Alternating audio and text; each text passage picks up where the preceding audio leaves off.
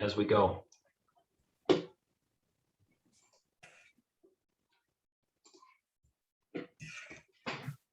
All right.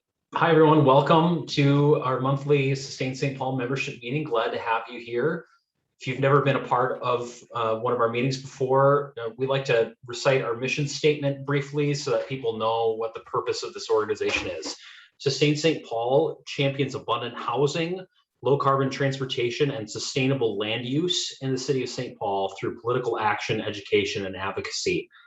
We're glad you're here. Would love to have you involved in more of our work. And we're excited to welcome some guests tonight who are deeply involved in the work of sustainable land use policy in St. Paul. Ian Buck, the chair of the St. Paul Bicycle Coalition, and Reuben Collins, who works in the City Public Works Department in transportation planning. They are here to tell us about an update to the St. Paul Bicycle Plan, which is in the works right now, and which is really, really important in guiding the future of bicycle infrastructure planning in this city. Without further ado, I'll give it away to Ian and Reuben. We'll have a presentation and plenty of time for questions afterwards, I think. Take it away, guys. Thank you for being here. Ian and I haven't coordinated much. Which of us would you like to go first? I think, Reuben, you should probably go first because, you know, the process starts with the city, so. Got it. Reuben, it starts with you. All right. Take it away. All right, I'm going to try and figure out how to share my screen. Share screen. Oh, host disabled participant screen sharing. Can I get promoted to shareable status? It looks like Melissa will need to do that. Melissa, are you still with us? Yep, doing it right now, and I'll do it for Ian in just a second. So Awesome. it should Thanks. have those rights now.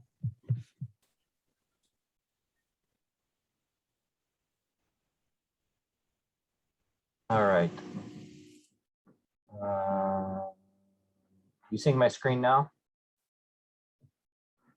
Yep.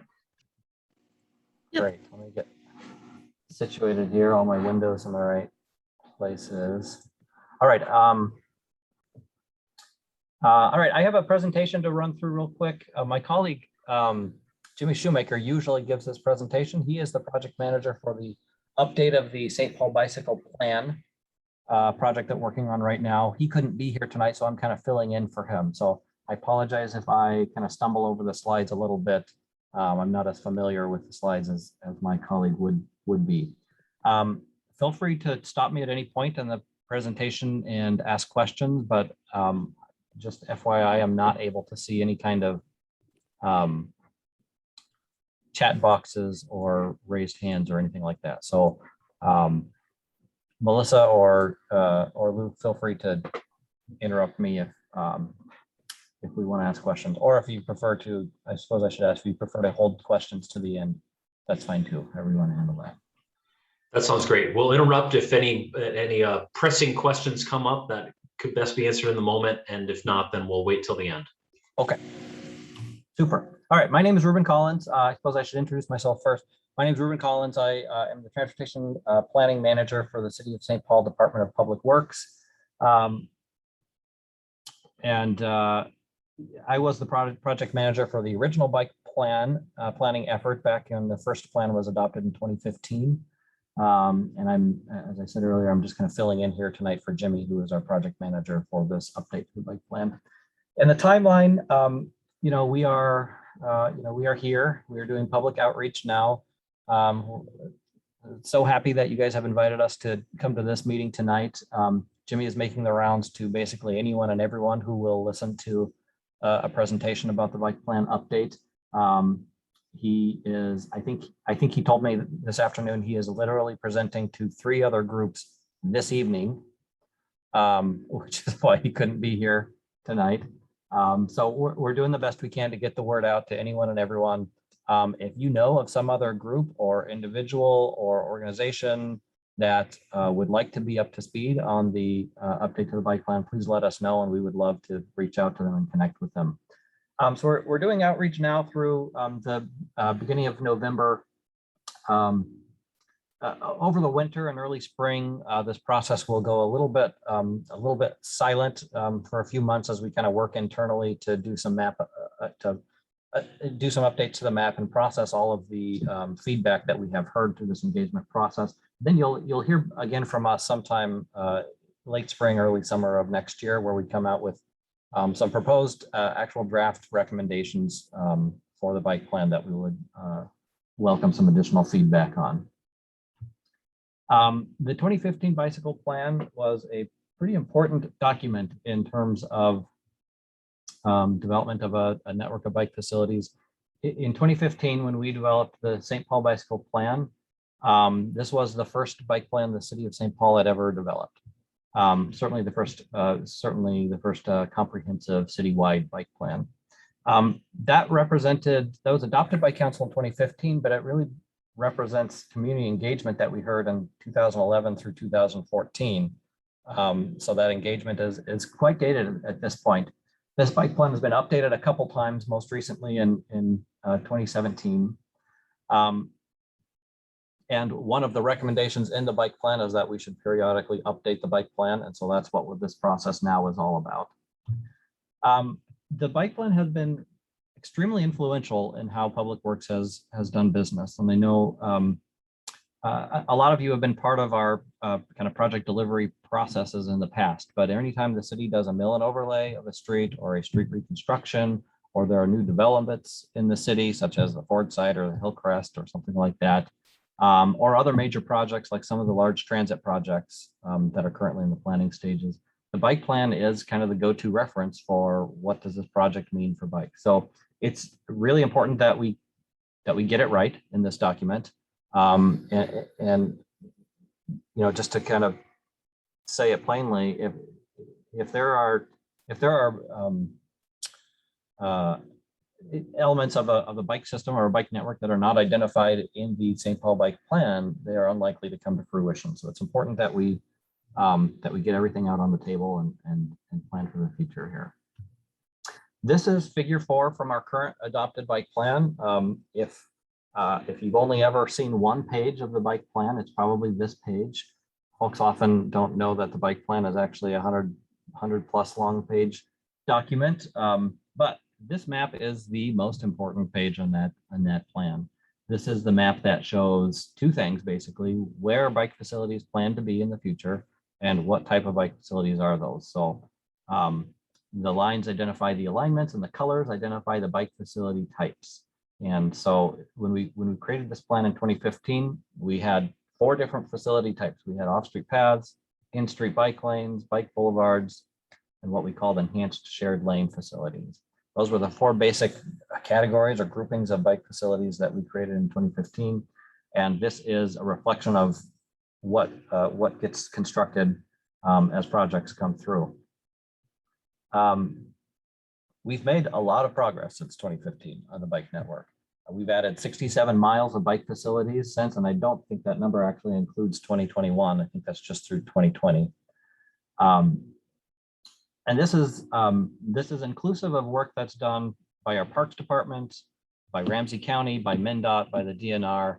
And this is an example of how important this bike plan is, because even our partners at the county, at Mndot, if they're doing a project on their right of way, they will often defer to our bike plan, our local bike plan, for guidance on what the bike needs are on that corridor. So it's important, not just for, it's influential, I should say, not just for work that the city does, but multiple city departments and also multiple agencies beyond just the city.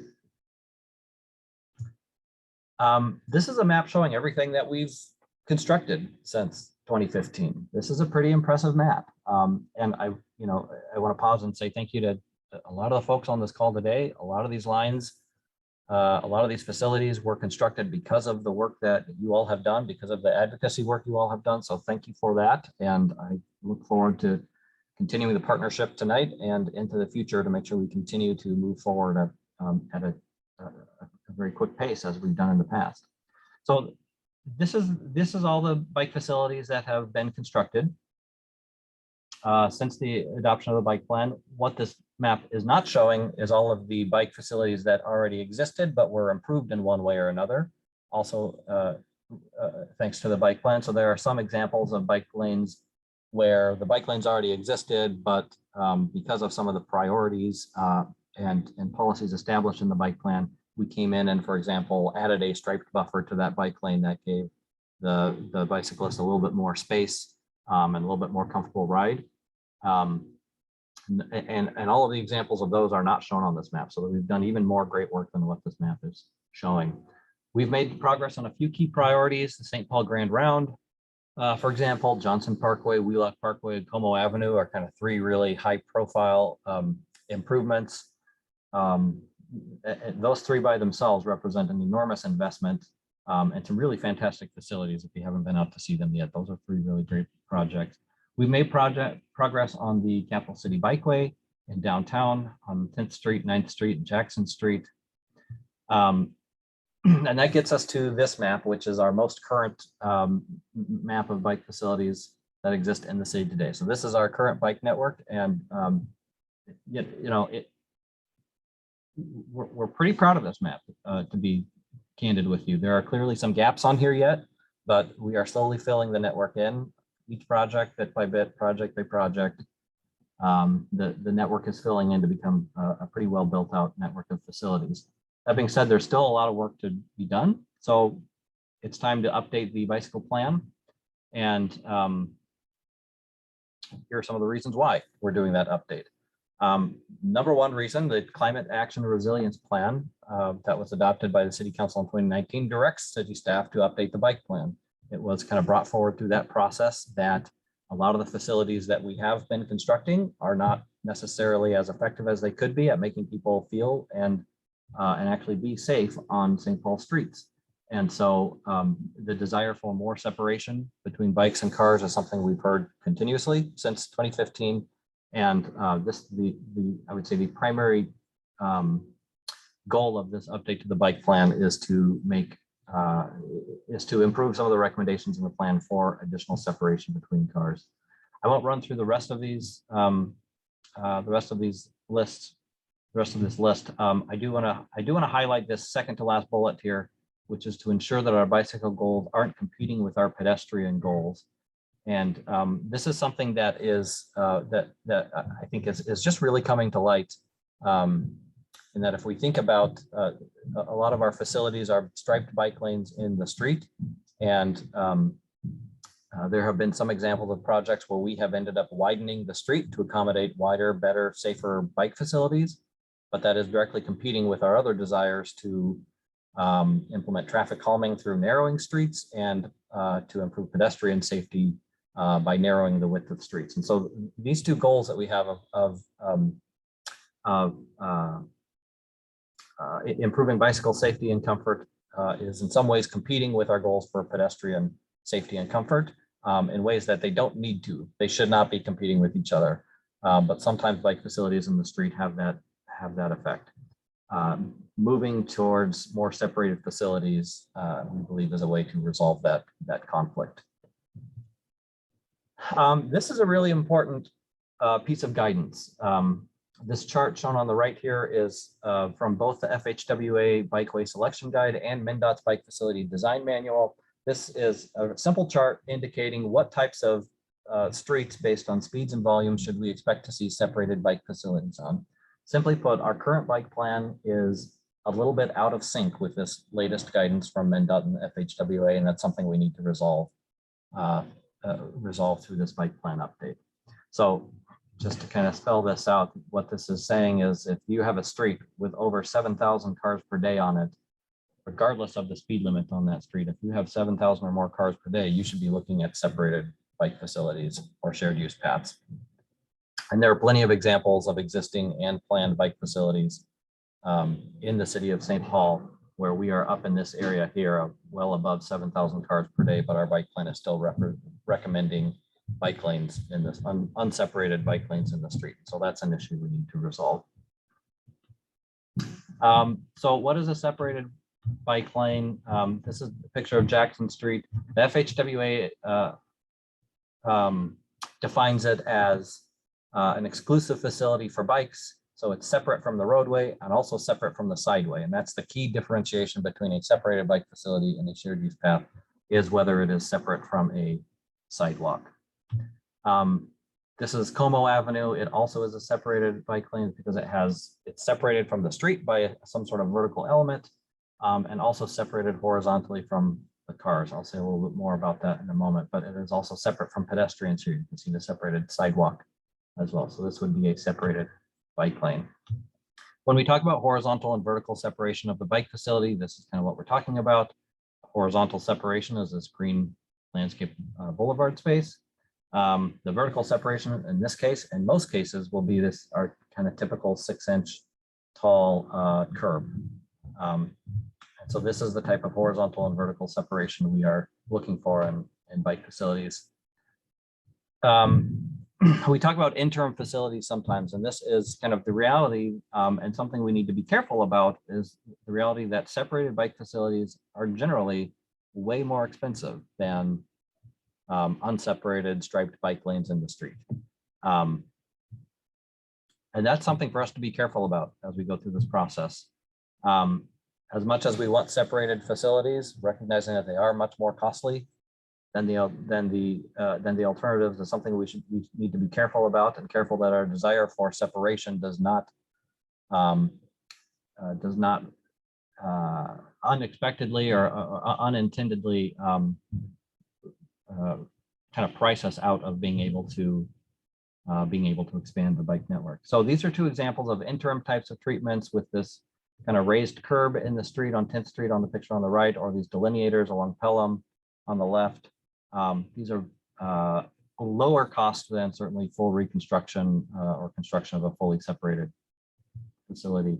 A couple pictures of one-way separated bike facilities. We don't really have any of these in St. Paul, and this is part of the conversation as well.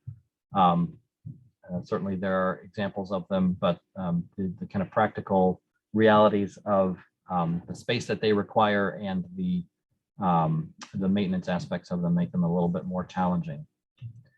So shared use paths, again, are shared with pedestrian spaces. I think this picture on the top here, I think this is the Gateway State Trail at one point. And note that it is, the point being that it's not adjacent to any kind of street. It's a trail through a park or on a railroad right of way or something along those lines. Picture on the south is Como Avenue at a location where there is not a separated sidewalk. So this would be a shared use path. So what are not separated bike lanes or shared use paths? I think this would include any type of shared lane facility like our bike boulevards, as this picture in the middle is showing, and this picture on either side, I think are both Summit Avenue at different locations.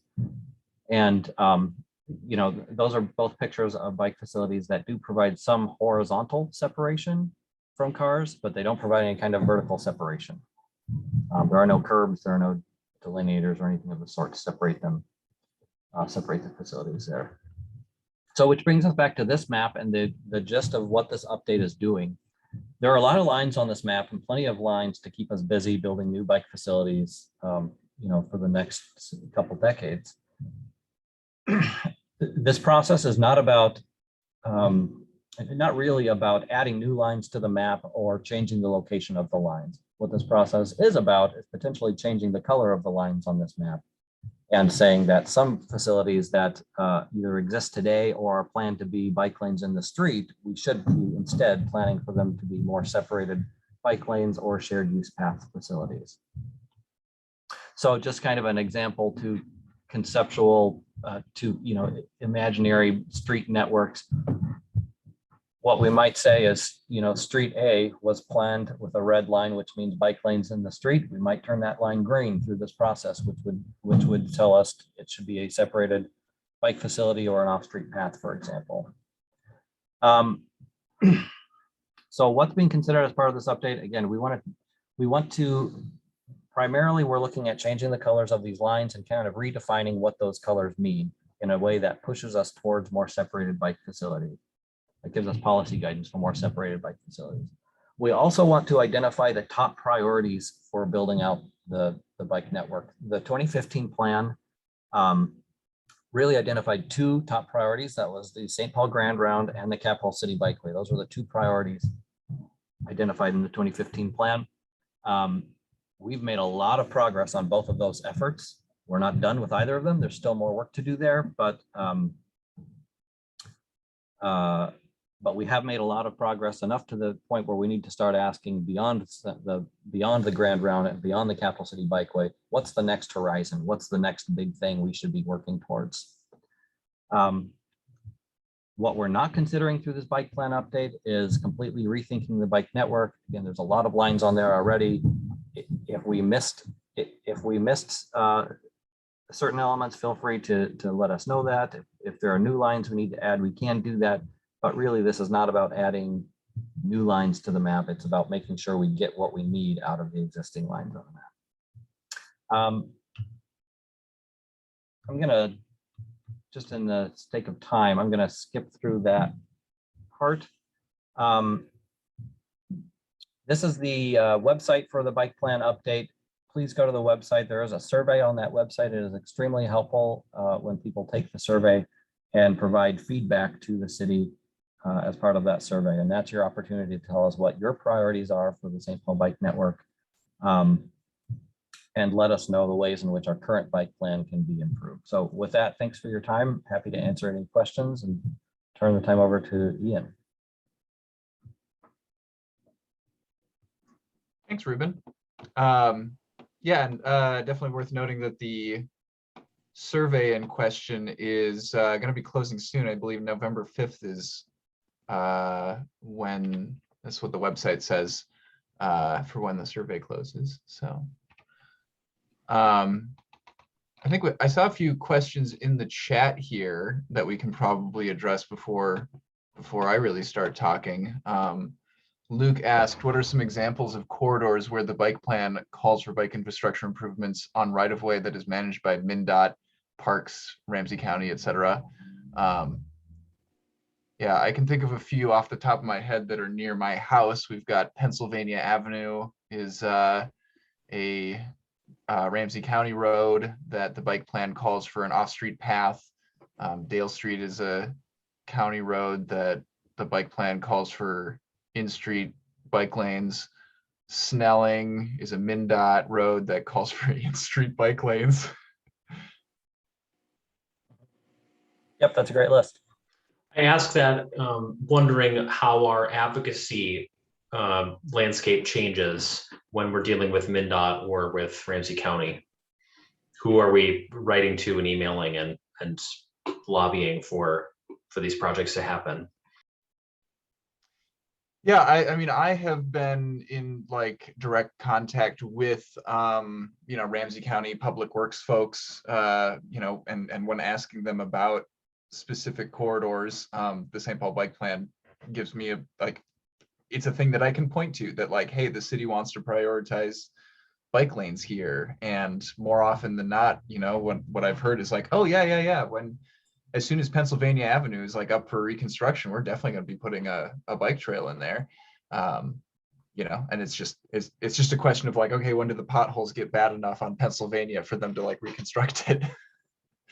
Which is a very similar strategy that the city is taking as well, to the order that a lot of these bike facilities are rolled out. I'll just share the experience I had with Ramsey County on that whole corner between Lexington and Randolph. In a nutshell, the engagement was not positive. We felt that Ramsey County was being polite and listening to us, but not taking seriously any of the suggestions the community council made. They were going to widen the road because it kept drivers happy, and that was the end of the discussion. I hope they learned to better engage, but we don't even want to talk to Ramsey County as a result of that experience of having all these sessions and just tuning out everything we had to say. That's my one experience with Ramsey County, and unfortunately, it's not a positive one. Jack, can I ask how long ago that was? It was about, if I remember, it was about 3 years ago. Okay. And I remember you even being, you were there actually trying to listen to us, but I got very much the impression that you were overruled at every step.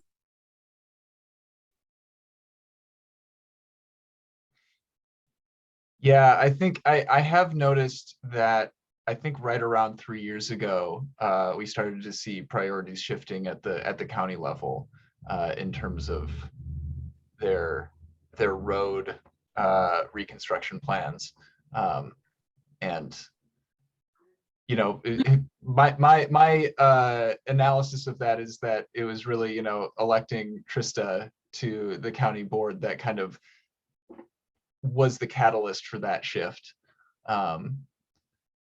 So I was going to say yeah, the same thing. We have a couple advocates at the county level, and Jim McDonough, my county commissioner, has been very, very vocal about prioritizing the most vulnerable transit users and their mode of transportation, walking, pedestrians, people in wheelchairs, and also bicyclists.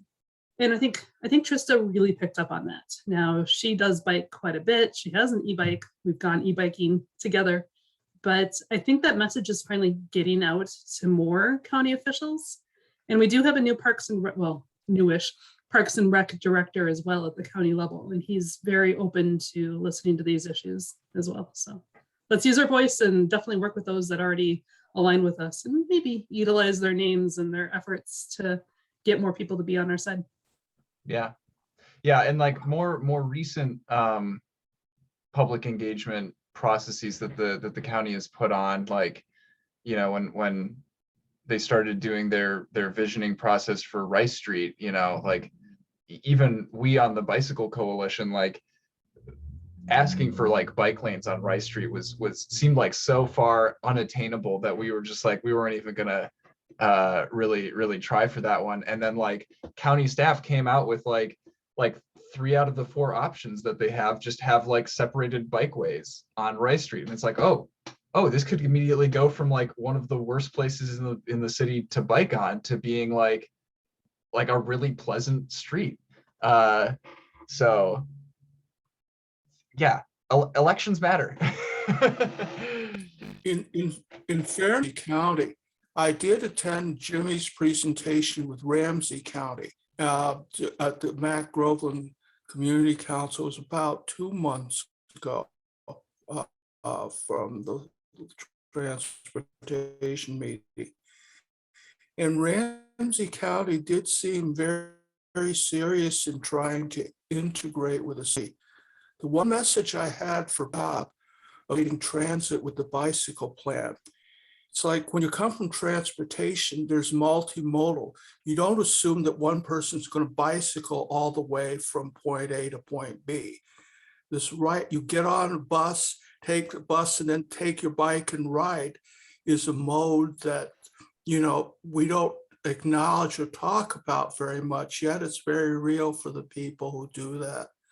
I guess the big message I'm trying to do is both the bicycle group and Ramsey County and the city need to do much more to encourage transit and the integration of transit with cycling and walking if we're going to reach their city goals. That's the message I'm trying to send out there.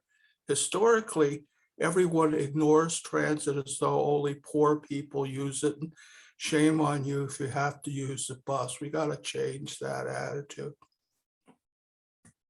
Totally. Yeah, I love taking my bike on the bus. Elizabeth asked a question about getting rid of the Thune Amendment, West 7th Street. Reuben, do you know what that's about? I'm not familiar. Reuben should know what I know that's about. Melissa knows what that's about.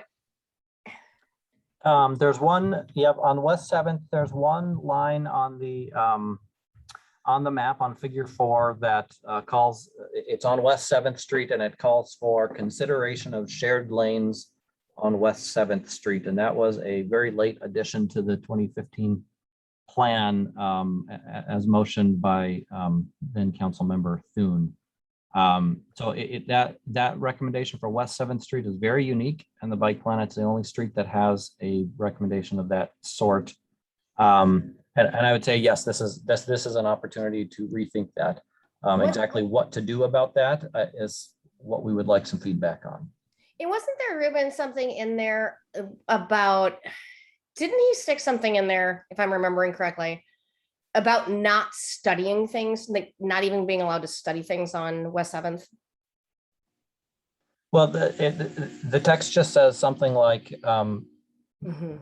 staff is directed to study shared lanes, and we will not consider removal of parking or removal of travel lanes. I believe something. Yeah, that's the part that I'm something more along those lines. concerned about than the shared lanes. So would this be an opportunity to try and take that line out?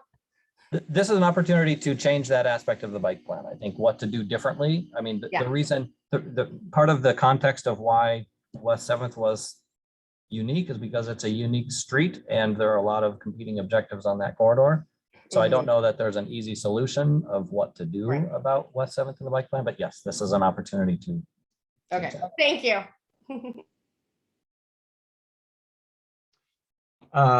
Luke asked a question about mentioning that bike and pedestrian priorities shouldn't have to compete. What's our best way to advocate for better pedestrian infrastructure? Yeah, we don't have the St. Paul Pedestrian Coalition the way that we've got a lot of built-in advocacy for bikes. I would recommend that it's a lot of the same players. I've never met a bike advocate that wasn't also a pedestrian advocate at heart. So, look around. The pedestrian advocates are in the room right now. And the good thing about advocating for pedestrians is that the people who feel really passionately about pedestrian items is actually much larger than the people who are passionate about bike related things. Reuben, let me ask two more specific questions on this point. Sure. Ian mentioned earlier that St. Paul's sort of strategy or process for deciding where to put new painted bike lanes has to do with which streets end up having the most potholes. Is it time to repair the street, do a mill and overlay? Okay, we'll slap some bike lanes down too. Is it similar with corner bump outs and with pedestrian infrastructure? We're going to wait until we're reconstructing the road. And if so, then how do we as advocates know when those moments are about to happen so that we can write to Public Works and say, hey, let's improve the street crossings and things like that? Yep. Yes. The short answer is yes, it's more or less the same. We don't have separate pots of money very much anyway, to just go out and say, let's make a bike improvement over here, or let's go out and make a pedestrian improvement over here. What we have is a 5-year Public Works capital improvement program that identifies general work, mostly street reconstructions and bridge projects and mill and overlay projects. Those are our primary method for rolling out both bike and pedestrian safety improvements. So the Public Works 5-year plan is on the website. I can later in the meeting, I can find that on the website and put it in the chat here so folks know how to get there. But if you want to advocate for specific projects, that's how you know what's coming down the pipeline in the next 5 years. And I would say it would be a very smart strategy for this group to be aware of what those projects are and doing legwork in advance of those projects to make known what your priorities, concerns, hopes are for those projects. And when will they publish the next 5-year capital improvement plan? It's updated annually. So Okay. each year, we finish the current year construction season, and each year annually, the new version of the 5-year plan is published. It's approved by City Council, so keep an eye on those City Council agendas. And it will come to City Council for approval. The newest version, I think, will make its way to City Council here within the next couple months. So keep an eye on that, but certainly even the plan that's published on the website now shows at least 4 years into the future of projects to keep an eye on. I think this segues nicely into another question I I submitted, can if you don't say, I mind, don't know. which is about, I just asked, what are the primary sources of funding for bicycle infrastructure improvements? I imagine that this city capital improvement budget is a primary one, but that there are some grants available from the state and the federal government and maybe other sources as well.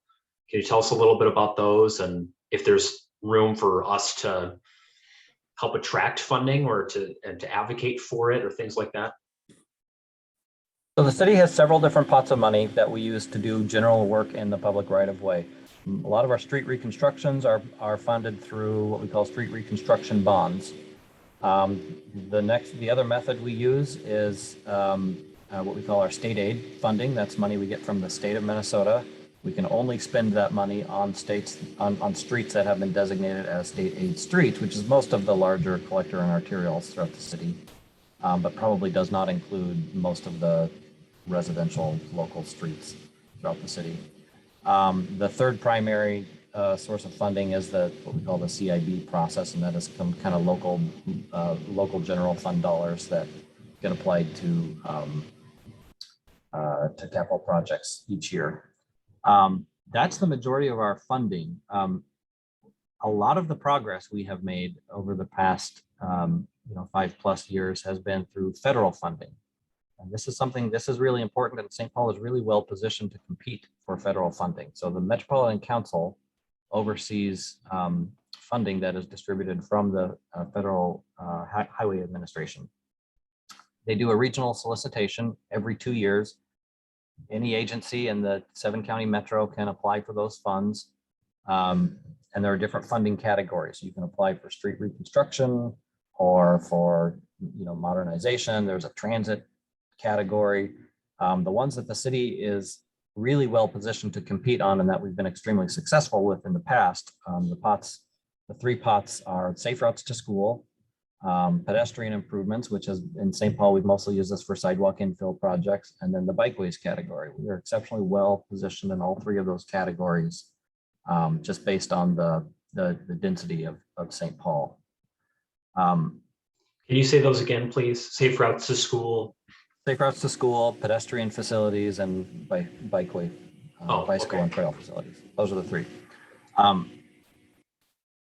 And there is a dedicated pot of money that Mayor Carter put into the city budget a couple years ago for bike stuff.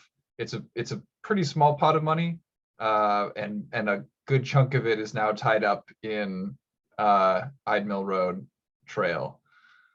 I don't remember what portion of it, but it was a hefty percentage of it over the next 5 years is going just towards the Ide Mill Trail.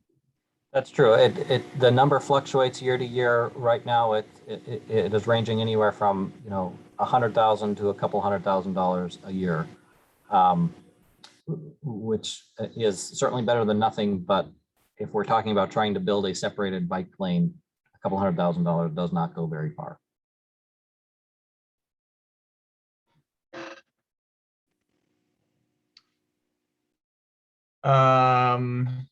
Yeah, I'm just scanning the questions in the chat here to see if there's anything else that was interesting. Feel free to skip mine if you want to.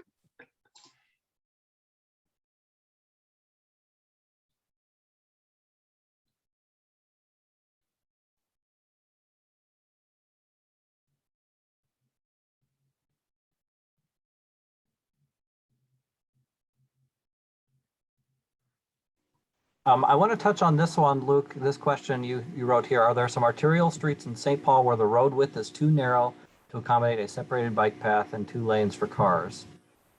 And do you think it's viable to turn some streets into 1 ways for cars and 2-way protected bike lanes? This is a really important point, and one thing that I want to caution this group on a bit is that there is a strategy to bike planning in terms of which lines get put on the map and which don't. I don't think we do any of us a favor, or the bike network as a whole, if we draw lines, if we just kind of draw a line on a street without a clear vision of what we think implementing that actually does. If we find ourselves in a situation where the bike plan says there should be a separated bike facility on the street, but there simply isn't space for it without some other kind of extremely disruptive impacts to that corridor, I'm not sure that we come out ahead in that situation. I think we should put a lot of emphasis on making sure that the vision we present in the bike plan is attainable and achievable. St. Paul has a lot of really narrow right-of-way where if we actually, and we've done this kind of internally as an exercise where we say, here's a right-of-way, a typical right-of-way width in St. Paul can be as little as 60 or 66 feet. And we've conceptually mapped out to say, what does a separated bike lane look like on a right-of-way of this width? And it's not always pretty. Sometimes it means there are no trees on the street anymore. That's a tough sell to anyone, especially the people who live on the street. But most people I know who like bikes also like trees. And so, a scenario where we would have no trees on the street is pretty tough to swallow. All of this comes down to the question of what types of impacts are we willing to deal with to build out the bike network. And so I just would encourage everyone to kind of keep that in mind as you are kind of asking, can we put a bike facility on this street? Just to kind of think through what does that actually mean spatially, and what would the actual impacts of that implementation be? This sounds like a good place for me to jump into SPVC's thoughts and priorities on the bike plan update process, because it's our job to be the disruptive ones, right? Let's see, should I share my screen? Yeah. So I have a confession to make, even though I have been involved. I can just share one window at a time. That's neat. So even though I've been involved with the Bike Coalition, I've been one of the co-chairs since 2018.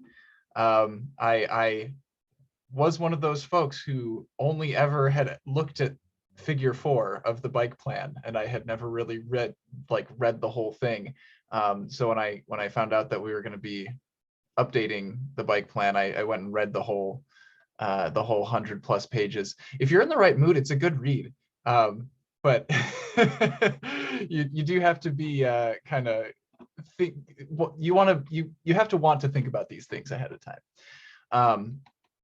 So yeah, we as the Bike Coalition, we're very happy that the city is recognizing that painted bike lanes by and large are not a safe or desirable type of facility for the majority of users, bicyclists who want to bike more but are not really confident sharing the road with car traffic.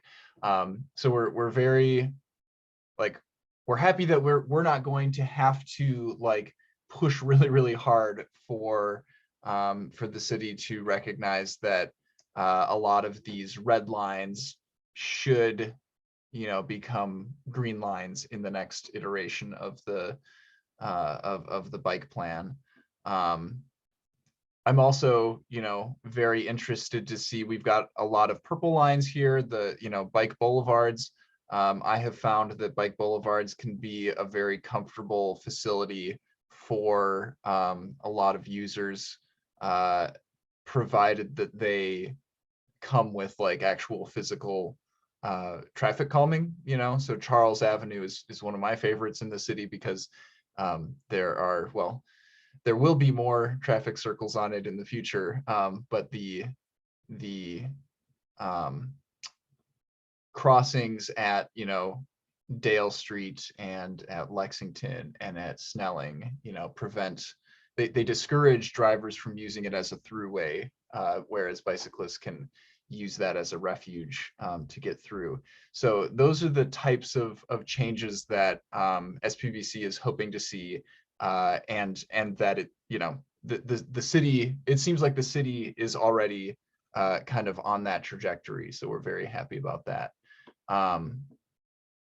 One of the items in the bike plan itself that caught my eye when I was reading through it is figure 5, the one that comes right after the main bicycle network that we're used to looking at. This is a map of all of the places where cyclists can legally cross, things like highways or railroad tracks or rivers, right? Things that are usually a barrier for biking through that area, but we have some sort of crossing there. And I am very interested in the cycling community kind of taking a look at where you live in the city. You know, take a look at this map and see, are there any places where it would make sense for us to be able to cross, you know, the railroad tracks in such and such a place? You know, and I think in particular about the railroad tracks here, the double set of railroad tracks just north of Frogtown. And, you know, I have been personally frustrated many times at the fact that, like, Chatsworth, which is, you know, a bicycle boulevard for most of its existence, it can cross one of those sets of railroad tracks. You can all see my cursor, right? Where I'm like moving it around. Okay. Like you can cross one set of railroad tracks, but you cannot cross the other legally. There's a desire path there, but you can't cross it legally. And then, you know, similarly, Hamlin Avenue, right? You can cross it at a pedestrian bridge here, but you cannot cross the other set of railroad tracks. So those are the types of things that I'm hoping we can hear from the community, you know, about where have you noticed that especially where there are desire paths, you know, where are people already crossing some of these barriers, that we should look at as, like, should we put an official crossing in those places? Yeah, I'm going to go back and reference the Streets of Men article that I wrote last month about this, just to refresh my memory.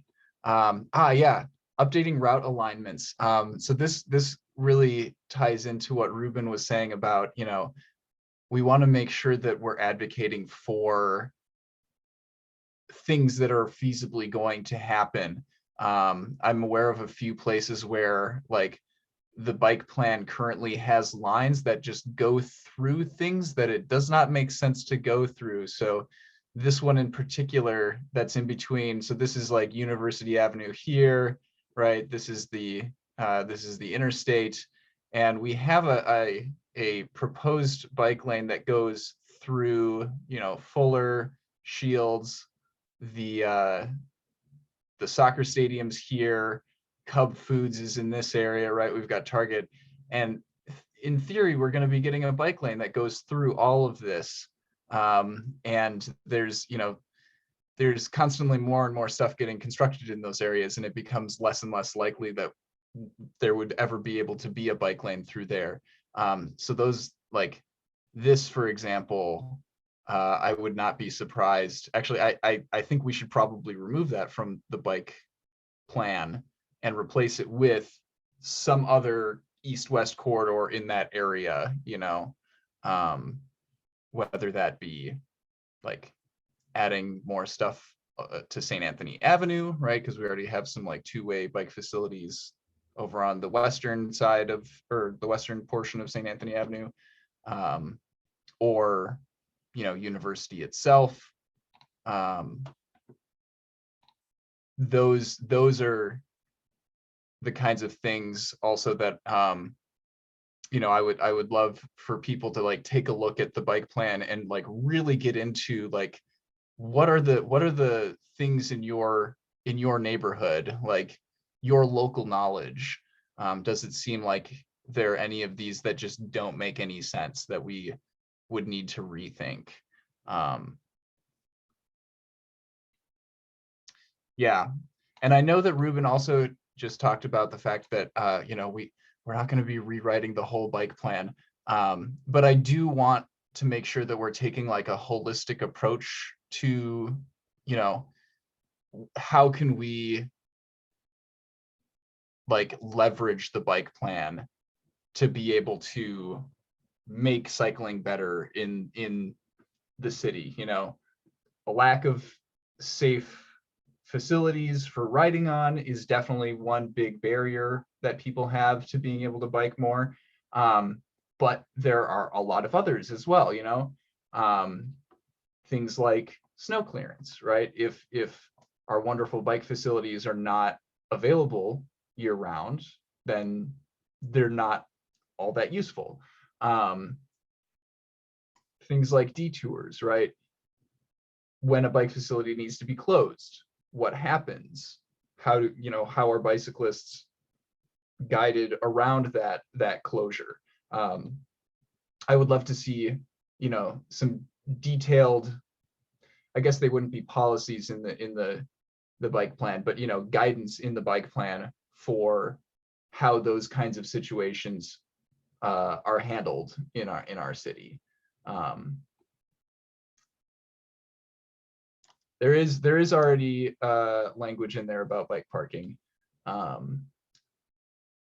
preventing bike theft. I think we should be exploring what the city's role is in preventing bicycle theft. So yeah, and I really want to hear from the community as well about, what are some of the barriers that people face to getting out and cycling more. And that is one of the like that is the question I think that the city's survey starts with for this process of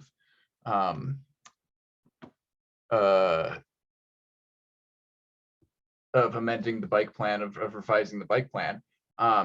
So I think that people should really definitely go and take the survey, and obviously think about what lines on the map should be changed or updated, but also make sure that we're thinking holistically about cycling in St. Paul, because there's lines on a map is a very important tool, but it is just one tool in our toolbox. So yeah, I didn't have a fancy slideshow or anything. That was totally extemporaneous. But those are my major thoughts on this process. Thanks, Ian. That's great. You've put so much careful thought into this already, and that means we don't have to start at square one. So much appreciated. Yeah, and I've been really grateful to folks who have come up to me during SPVC group rides and stuff, and have talked about their priorities and what kinds of things they want to see in the bike plan. There are lots of folks having great comments in at the bottom of that Streets MN article that I wrote. So yeah, definitely we're not starting from scratch. And the existence of the bicycle plan, as Reuben said, has been revolutionary. It shifted the entire conversation for us as advocates from having to fight for each individual bike lane to, well, the bicycle plan says that there's going to be a bike lane here. Now the street's up for reconstruction, so the conversation is, what exactly is the bike facility going to look like? We already know that there's going to be one. Now we just have to decide what shape it actually takes. I have a question that I didn't feel like trying to type out. Is that okay to ask a question? Totally fair. For as far as changing the bike plan with colors, I mean, with what color goes on the street, I was looking at Mississippi River Boulevard as an example. That is shown as a red line, which I'm assuming is a bike lane on the street. That street has a bike lane right only for southbound. And I personally really want a bike lane on both sides, and or a wider shared use, well, preferably a bike path separate from a pedestrian path. The path that's there now is just not wide enough for all the traffic with walkers and bikers. So how would that be changed on the map? Since there is already a bike lane and it shows it as a bike lane. That's a really good question, and there's only, and you raise a lot of good points. There's only so much nuance a line on the map can convey, right? It's just a line on a map, and every street is unique, and there's Mississippi River Boulevard in particular is unique because there is already a trail and already a bike lane, and that by itself is pretty unique to have two different facility types on the same corridor. Another aspect of Mississippi River Boulevard is that it's a parkway, which means that it's sort of kind of dual jurisdiction between Public Works and Parks Department in St. Paul. And one thing, what we typically do with our parkways is our Parks Department will take the lead on some kind of parkway master planning process. That's kind of what we did for Wheelock Parkway and kind of the north side of the Grand Round. There was a whole planning process kind of specific to those streets that identified the specific segments. I believe our Parks Department is anticipating a Mississippi River Boulevard master planning process within the next couple years timeframe. And so there's a little bit of a chicken and egg here that we don't want the bike plan wagging the tail of the parks master plan, but the timelines don't quite sync up. So we'll have to be careful about that. But also, before I forget, I will put a plug in that our Parks Department is currently kicking off a planning process for the length of Summit Avenue in particular. So that's another parkway where the bike plan and this trail master plan need to, regional trail master plan that the Parks Department is working on need to come together, and hopefully don't conflict with each other in any way. That would be kind of a worst case scenario. But to your question, we haven't really been through the process yet internally to know what a green line might mean in the future. That's what we'll be spending kind of the next 6 months on at a staff level internally. I think the important thing to hear from you and others in this group tonight is exactly that type of comment about what you would like to see on Mississippi River Boulevard. And then we can kind of take that back and talk through with Parks Department and decide what color the line should be on the map to accurately convey some of that nuance. Does that make sense? It does. And if you really want to hear what I have to say about that road, is no cars should be allowed. But I know that's not realistic. I don't think we have that color of line on the map yet. We'll have to put some thought on that. But yeah, Reuben, that's a really good point, that the current bicycle plan, the different categories are off-street trail and in-street, bicycle lanes, and the priorities that the city has been talking about, this year are, and so many of the facilities that you've got in the slideshow that you showed are like, okay, a separated bike lane could be an off-street trail, or it could be, a parking protected bike lane, or, and so, yeah, totally different kind of breakdown of the facility types now. Totally right. That's one of the aspects that makes this challenging, is that separated bike lane is kind of a catch-all term, and there are a dozen different examples of what separated bike lane can mean, and they'll have some pretty significant differences between each other. And to really know exactly what facility is right for any corridor, like you really have to be looking specifically at that corridor. It takes kind of an engineering study to make that final recommendation. What we need to do is figure out how to create a bike plan that is, both strong enough that if it says separated bike lane, we actually end up with a separated bike lane through the design process, but also build in enough flexibility that we can have these kind of nuanced conversations about the unique aspects of Mississippi River Boulevard, for example, compared to, Ford Parkway or Snelling or whatever the case may be. Melissa put in a question here about the traffic calming circles that I mentioned on Charles. Does that mean removal of stop signs? Yes. So when the Charles Avenue Bike Boulevard was approved by City Council, there were a bunch of traffic circles that were approved as part of the project, but there was not enough money to implement them right away. So as money comes in, those traffic circles would be put in, and the interim solution was we'll have stop signs facing towards Charles Avenue at almost every single intersection there, to discourage drivers from using Charles as a throughway. And yes, you're right, Melissa, that it is very annoying to have to stop on your bike at every single one of those stop signs. I don't know if they were thinking about the Idaho stop when they came up with this plan, but like I'm totally into that. I was going to say, I'm probably the only person who's ever biked on that road that actually stops. But Teresa Nelson is or was on this call, and I did make a pledge to the previous organization of Move Minnesota, the St. Paul Women on Bikes group, of following the rules of the road. And, I am rather recognizable with my bike and so on. So, there is that.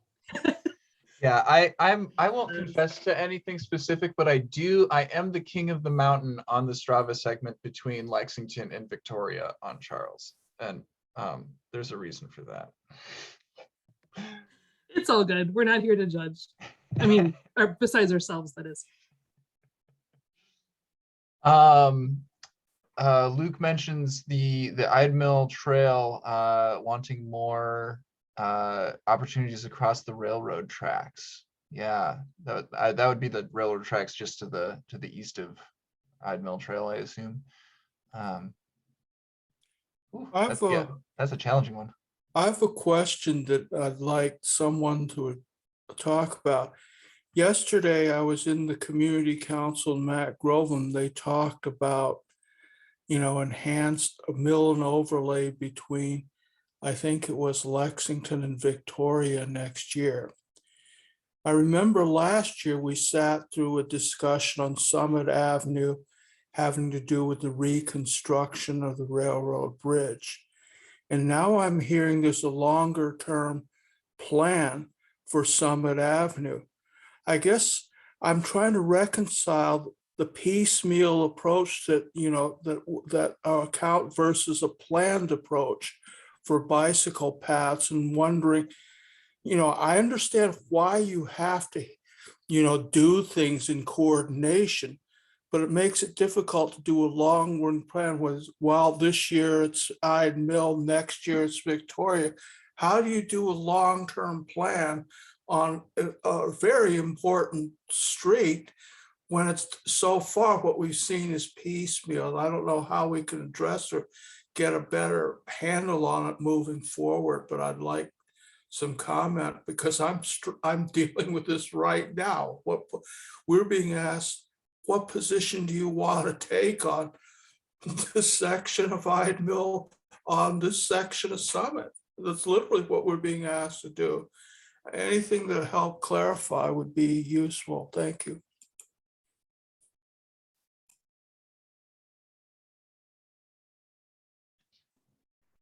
Well, I think you underscore why master plans are important, and it would certainly be a best case scenario if we could do a master plan for every street in the city prior to any projects moving forward on those streets.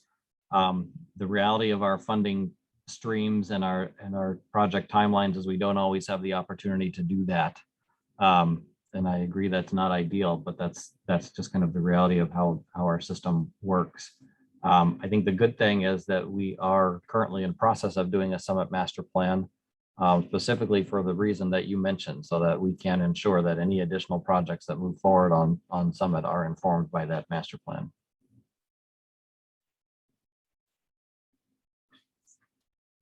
Yeah, Luke made a good point here about Mississippi River Boulevard specifically, that wondering, for the houses, the private lots that are on the east side of MRB, is there any of those, like what appears to be their yards, that is actually part of the public right of way? Yeah, I think that would be definitely worth somebody looking into and figuring out, like, what kind of space do we have to play with here. If you aren't aware of the resource, Ramsey County publishes a property map with all the real estate records. It shows aerial images and it shows property lines. So if you're ever interested in understanding how property lines compare to kind of the built environment of where the street is, that's a great resource to investigate. And those aerial shots are like already overlaid on top of the like plot lines that they have. Ooh, that's fantastic. The work has already been done for us.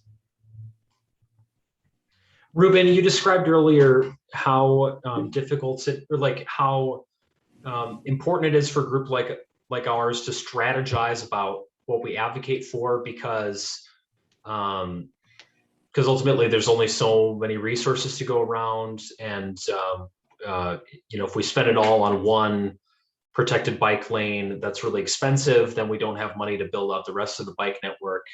And if we advocate for a really contentious project that would be disruptive, that might end up not working in our favor in the long run. I know that as a planner, your role is like, you're sort of in a position where you have to be impartial, I imagine, to a certain degree. But you also have knowledge that we don't about what things cost. And so I'm wondering, like, how would you begin to approach the question of which kinds of protected bike lanes are the highest priority to begin, and which ones should wait till later? If we only have so much money to work with, where should we begin and why? How do you think about it? I think the most effective way that people can advocate for the future of St. Paul that they want to see is by understanding how our current processes work. We don't have, just to be clear, it's not like we have a pot of money sitting around to dedicate to bike facilities and we can either spend it on this street or we can spend it on that street. That's not how our process is set up internally. What we do have is a capital plan that says these are the areas where St. Paul will be investing in streets for the next 5 years. And I put that link into the chat earlier. The question that comes up that will be in front of us for each of those projects is there a bike facility as part of that project? And if so, what does it look like? That's the question in front of us. That's the question that I think people will be most successful advocating around, that type of question. I think the additional question that is worth paying attention to is we have a 5-year plan. What's sitting out in year 6? What's in year 6 that isn't yet shown on our 5-year plan? There's also space to advocate around that conversation. And the question, one of the question is, as we are putting together that 6th year of capital projects, what are the priorities guiding how those projects get selected? That's a part of the conversation I would encourage this group to pay attention to. Now, with what Reuben said in mind, I would also add that, like, the types of facilities that I think of when I think of like things that we should prioritize are like, what are the places where we have bottlenecks in the network, essentially, right? What are the places where cyclists have like no other options for getting from one place to another? So, I think about crossing the Mississippi River over into Minneapolis, right? You can only do that on Ford Parkway, Marshall, Franklin, and so because of that, like, everybody who wants to get over to the uptown area, right, we're all funneled through the Marshall Avenue Bridge, for example. And so that is a critical piece of like improving the network as a whole, is putting safe, comfortable facilities there. The east side of St. Paul, very nice bicycle facilities up there, very limited number of like ways to get there from most of the rest of the city. My daily commute takes me down Pennsylvania Avenue, because if I wanted to use like a safe facility, I would have to go very far out of my way to get there from Frogtown. So those are the kinds of like,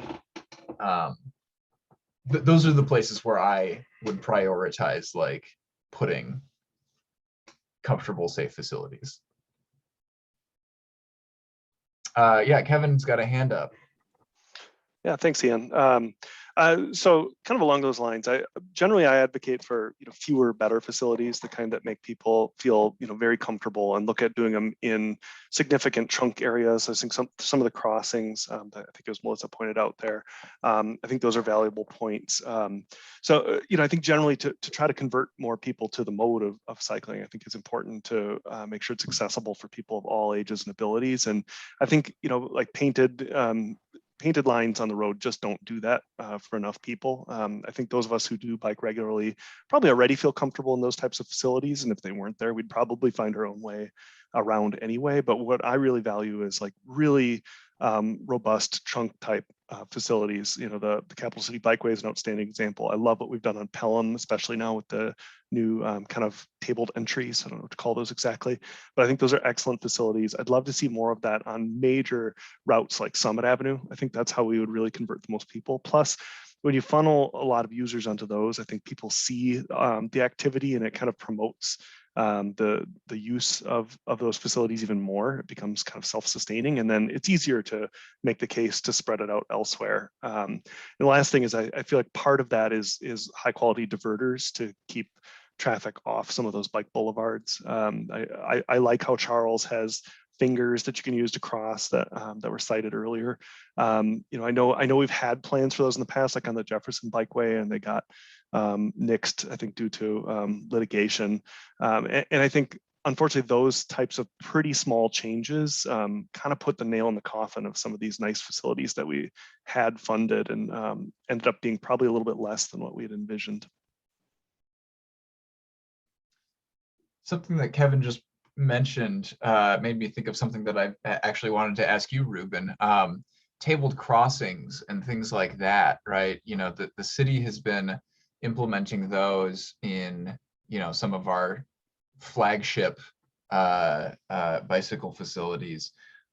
Is the bicycle plan an avenue that we could use to kind of like to push for, like, for example, the DNR to like put tabled crossings on Gateway State Trail? Just as an example, like, is that the kind of thing that we could put into the bike plan as like anytime that there is an off-street trail that crosses, a street, it should have X, Y, and Z, such as tabled crossings? That's a good point, Ian. So just for clarity's sake, it's worth pointing out that the bike plan is not a design guide, right? So the bike plan is not a document that tells you how wide a trail should be or how wide a bike lane should be, or exactly, what signage should be along which types of, what type of signage is appropriate in different situations. There are a lot of other guides that already do that, and we don't want to recreate the wheel.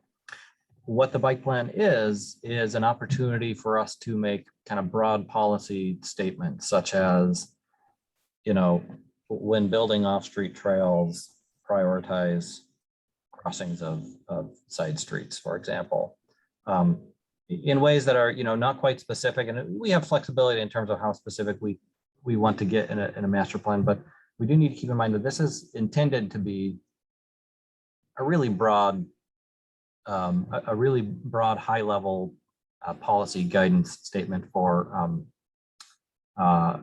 building out the bike network. I do want to offer one point of clarification about tabled crossings in particular, which is that so far we have deployed a lot of tabled crossings, but in very specific instances. You might have noticed, you'll find them along the Grand Round. You won't find them along any other trails that we've built around the city, I don't think. And that's intentional, right? You've also never seen us build a tabled crossing on a state aid route or on a collector or arterial street.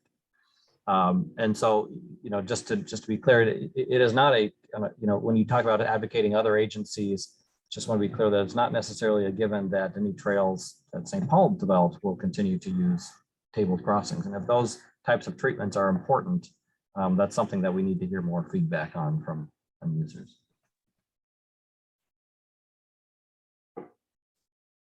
I definitely feel personally much safer whenever I am, using a trail that has tabled crossings, because I know that drivers have that extra piece of physical infrastructure that that they have to get up onto to get onto my right of way.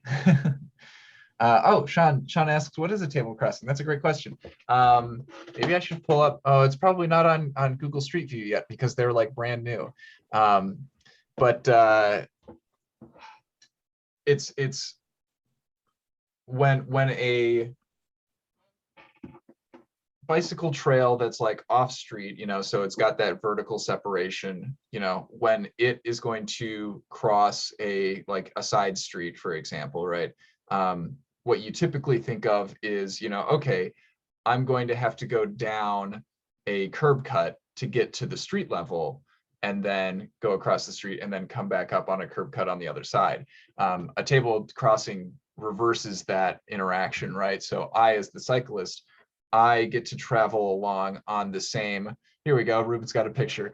I stay on the same vertical level, but then cars have to go up a short ramp to get to the level where the trail is.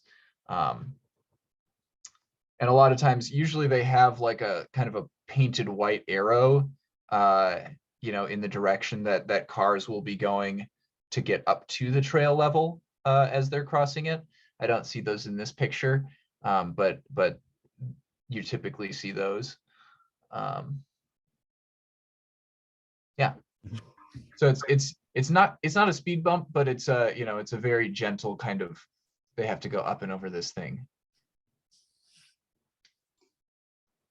Yeah, you We really have a little bit of, I'm sorry, who is, James, go ahead. Oh, sorry. I was just gonna say I live near Wheelock and you barely even notice the hump if you're driving over it. It's so gradual, but it is nice.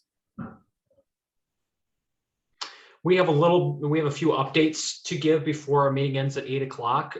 So unless there are no other questions, I think we should wrap up the discussion. Anyone else have a last minute question? Okay, well then in that case, Ian, Reuben, thank you very much for all of your time this evening, for your presentations and all of your knowledge and wisdom about bike infrastructure in St. Paul. We have a lot of potential to help push this forward in our city. And so thanks for empowering us with all of this tonight. Feel free to stay or to leave, whatever you want to do. Thanks, Luke. Thanks again, everybody, for being here. We just have a few updates on ongoing business of Sustain for you tonight. The first thing to mention is about the city's ongoing zoning study, which is happening at the moment. You probably received, if you're on our newsletter, you received an action alert a couple of weeks ago about phase 1 of the city's 1 to 4 unit infill study. What that means is the city planning staff is working with the Volunteer Planning Commission to consider some basic changes to the zoning code that would allow for more housing to be built in the city. Some low-hanging fruit changes that would make it a little bit easier to build accessory dwelling units like backyard apartments that would make it easier to build on smaller or oddly shaped lots, things of that nature. And a lot of people from our organization and others submitted comments to voice strong support for the proposed changes, and showed up at the public hearing at the Planning Commission last Friday, or maybe it was the Friday before.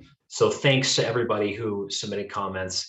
Stay tuned, because once that process, once those comments work through the Planning Commission, there will be another opportunity for advocacy. The City Council will then consider these proposed changes to the zoning code. It'll be important for people like us to show up and voice support. Also stay tuned for phase 2 of this zoning study, which will have a lot of the bigger, more ambitious changes being proposed.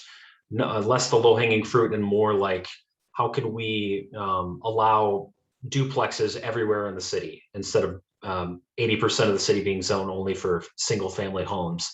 This is really, really important for sustainable land use policy, and we'll really need you to help us advocate for that.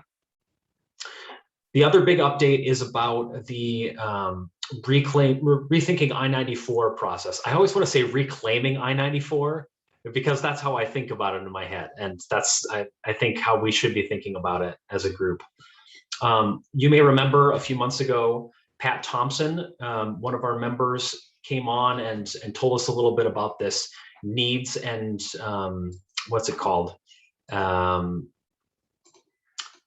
Sorry, bear with me for a second here. There's a purpose and needs statement, I think it's called, for that Mndot, the Department of Transportation, uses to sort of set the table for planning big projects like rethinking I-94, redesigning it, and probably in their mind expanding it, adding more lanes and things like that. We signed on to a statement that Pat Thompson was working with Our Streets Minneapolis, another organization in Minneapolis, to draft. And I will put a link in the chat to that document. Let me know if you're not able to open this, but you can see the document that we've signed on to. This is a really great coalition of organizations responding to the purpose and needs statement of the Department of Transportation, saying, hey, we think that you need to be a lot clearer about your intentions to make I-94 into a multimodal corridor that is not actively hostile to pedestrians and cyclists and pollutant to the people who live within a mile of the corridor.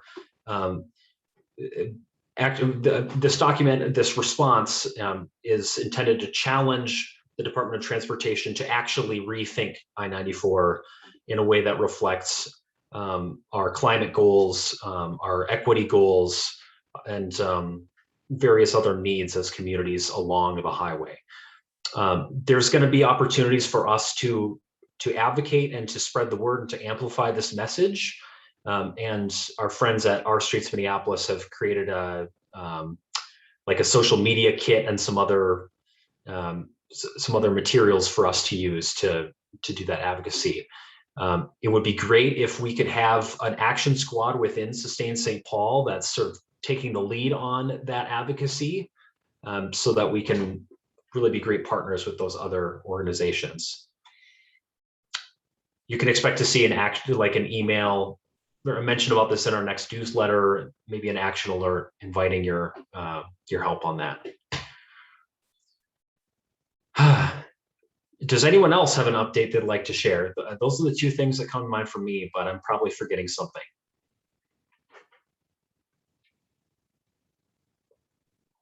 Vote.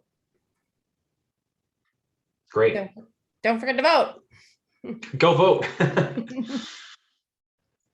Voting day is what, Tuesday, right? I've already submitted my ballot, so I'm not worried about it. I thought Liz was calling for a vote on I-94. Much as I would love to do that, I also want to encourage everyone to get out and exercise your constitutionally guaranteed right to vote on Tuesday or next Tuesday. Before then, anytime, just vote, please. So And wholesome. make your election judges if you vote in person on Tuesday. Please thank your election judges. How about we talk about for 30 seconds our next meeting. So next month we'll be having Mike Ham. I've never known how to pronounce his last name, from the director of St. Paul Parks and Rec, and we're still working out what we might ask him to talk about. But we're excited to see where the intersection of sustainability and St. Paul Parks overlap. I'm currently in Wisconsin, and I'm telling somebody who's going to be visiting St. Paul, my cabin neighbor, she's here from the Bay Area and she has to go to a funeral this weekend, and she'll be hanging out at a park in St. Paul. I happen to mention that the city of St. Paul actually is very proud of the fact that 90% of all residents are within a 10-minute walk of a park, and that makes us either number one or number two for number of parks or accessibility to parks. And for somebody coming from the Bay Area, that made her quite impressed. So I think one thing I'd like to ask Mike Ham about is, you know, what, and I think you and I have discussed this, Melissa. It disappoints me that all the parking is free at the parks. I don't want to make parks less accessible, but on the other hand, the default mode for our major parks, particularly Como, is cars. And I think that how can we balance the need to make sure that our lower income residents can visit the parks if car is their only method, with let's make it a lot easier to bike, walk, take transit there.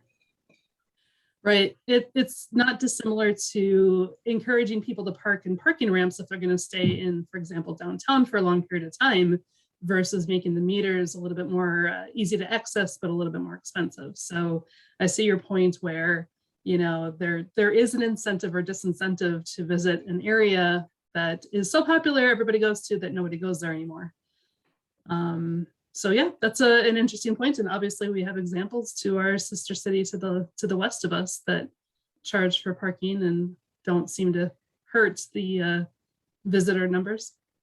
I think that's a great idea. I mean, you don't have to charge a lot, but if you can, that's what this whole goal St. Paul is about, and you can advocate. We're trying to reduce vehicles driven miles in the city of St. Paul. It's not one dramatic action, it's a series of small little steps that the city can do. So yeah, make sure that we bring up that subject and plant the seed of an idea. I think that's great. And also I've seen other cities that have a circulator that go from one destination to another from a visitor perspective or from a social outing perspective. And I don't know if we have enough in St. Paul or the Twin Cities even, but I think it's, you know, at least something to think about, even if it's like a once a day or twice a day sort of thing. So I'm thinking of it, San Antonio has like 5 destinations outside of downtown San Antonio where there's a circulator. It literally just goes, you know, from San Antonio downtown to these different destinations and back. And, you know, I don't know. Making it easy to get to places makes sense.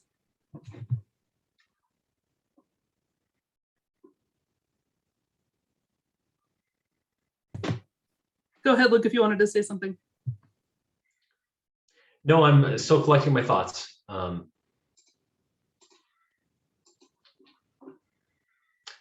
If anyone else has things they plan to ask the director of Parks and Rec, it'd be fun to hear them now, or we'll look forward to hearing your questions next month.